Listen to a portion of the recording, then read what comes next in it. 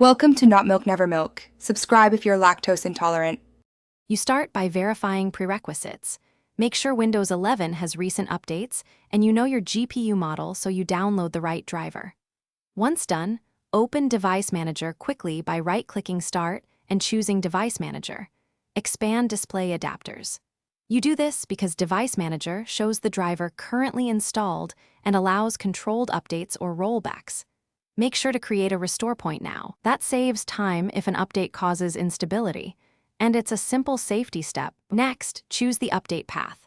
Right-click your GPU in Device Manager and select Update Driver, then search automatically for drivers to let Windows try first.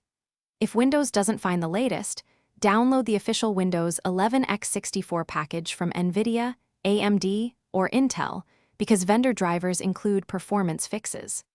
Once downloaded, run the installer and choose Clean Install if available. Alternatively, use Display Driver Uninstaller in safe mode to remove remnants before installing to avoid. To finish, restart your PC to load the new driver, and then check Device Manager and Display Settings to confirm the correct driver version is active.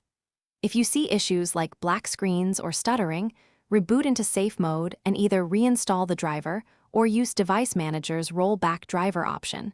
That often restores stability. Make sure you kept the driver installer and noted the version. If problems persist, use System Restore to revert to the restore point you created before updating.